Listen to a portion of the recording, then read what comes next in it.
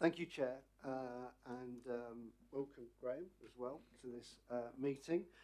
Thank you, and just to echo the opening remarks that you made, I think to put this properly on the record, I do just want to take a few minutes just to talk about the issues that I've highlighted in my forward, okay, because we are reaching a position now where there's been lots of dialogue, I think, in recent months, and we need to move into some action about what we're going to do because of our financial position. So I just want to, if I can, pull out some of the things that I've written about in my forward. So obviously the last couple of months I've had the chance to get around the organisation even more, see more and more people, and I have to again reinforce that the quality of policing and the values-driven approach to the delivery on the front line is exceptional.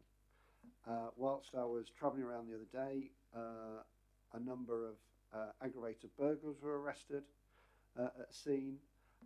We had TSG officers who had administered Narcan and performed CPR on an unresponsive male in Belfast whilst I was travelling around. All this happens on a daily basis. It is outstanding what they're doing. But it's worth commenting as 2023 draws to a close, I think, on some of the positives but also the challenges that we're facing, because it is going to direct our policing stance in the future. So we've seen in the last 12 months policing that's delivered basically one of the safest places to live in the country in Northern Ireland. The recent Peel HMIC report set out that, and we know crimes per capita for individual in Northern Ireland are lower than most other places because of the work that we do with partners. We also saw, of course, the anniversary of the Good Friday Agreement and President Biden's visit, and what was seen, I think, globally as an exceptional police operation in making sure that all those events occurred seamlessly. A number of protected persons were obviously here. With regards to all of those achievements, though, recognising them, it's not lost on me the challenges that there have been in the last 12 months. We had the cowardly attack on John Caldwell in February. The threat level here has gone from substantial to severe, and that is something that obviously our police officers and staff live with every day. Connect to that, we faced the largest crisis in the police service's history with regards to the information breach and disclosure breach following the publication of material following a Freedom of Information request. And again, the implications of that linked to the attack on John, linked to the sense of security of the police family of the PSNI should not be lost on anybody. And then we've got these huge financial pressures. And I did read with interest the Lady Chief Justice opening of term address, where she talked about the investment in the last 12 years of health going up almost 70%, education 45%, but for criminal justice, the increase in budget has been 3%. And I say that with a caveat that I understand the challenges and the pressures on health and education, I really do.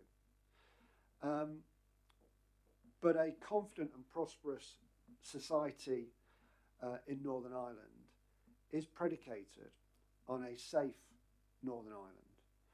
Police officer numbers in Northern Ireland, the PSNI, are going down now to the lowest that they've ever been. We simply will not be able to provide the policing services that you're accustomed to moving forward over the next 12 months unless we have some financial interventions. It's simply not tenable to go down to the numbers. So you will be aware that when the organisation began and the work of Patton set the size of the organisation to be approximately at 7,500. The New Decade New Approach Agreement in 2020 reaffirmed those commitments, and we had an outline business case with the Department of Justice that agreed funding for 7,500 officers. Now, we've done work since then that sets the size of the organisation anywhere between 7,000 and 7,500.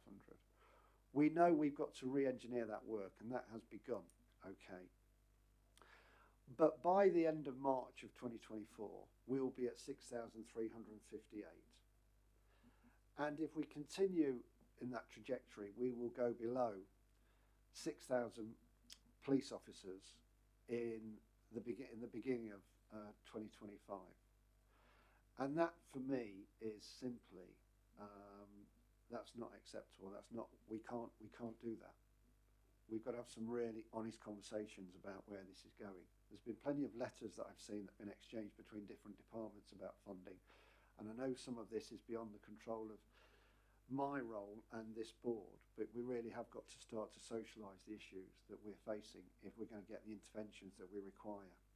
We are at a tipping point in my professional judgment, and I am determined that we will start recruitment in April to address this decline in numbers. We're also, of course, losing people that we ordinarily wouldn't lose. Some of that is linked to the cost of living crisis and the fact that we are being told, although I think the conversation needs to be not that we're unable to pay the 7% increase recommended by the pay review board, but how do we pay it to our officers? Because we're getting to a position where police officers can't afford to be police officers.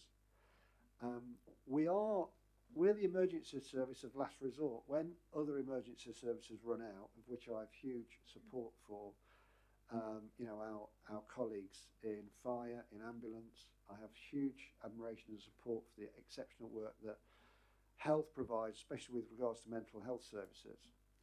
But we will not be able to do some of the things that we are currently being asked to do. Only this weekend we're providing 2 PSUs to the Met Police because of the disorder challenges and protest challenges that they face. Some of these things we simply are not going to be able to respond to. We are seeing officers leave in unprecedented numbers. We lose 60 to 70 a month through retirements, which obviously we can predict and expect. But I've spoken to a number of officers. I've got countless now anecdotal stories of why they are leaving the organisation. It's not all linked to money, and I accept that. There are other factors that we are addressing which may get teased out in questions. And we are addressing those factors, and I am seeing a shift in attitudes towards those issues. But we need this organisation to be properly funded, and we need to pay our officers the 7% increase recommended by the pay review board. They deserve it, and I'm determined that they're going to get it. Earlier this year, we also conducted, March and April period, the Your Service, Your Voice audit. In that audit, and I know we mentioned it previously, only in brief at the last policing board meeting, some of the issues I've just mentioned were highlighted in that audit. But what I'm pleased to say, what again it shows, is that the values-driven approach, the discretionary effort, the can-do attitude, the brigading of resources to make sure that we can deal with any crisis that faces this organisation is there, it's still there. But as we lose more officers, and as we put more pressure on the officers that remain, things like our sickness rates will increase. I think we may have seen a plateauing of that, by the way, and we may get into that in questions. But it is clearly the time to start to take a different approach around lobbying for the funding this organisation needs.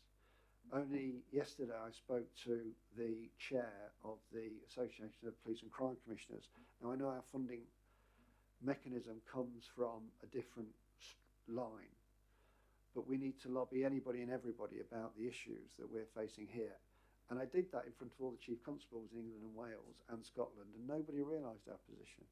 Nobody understood the position here.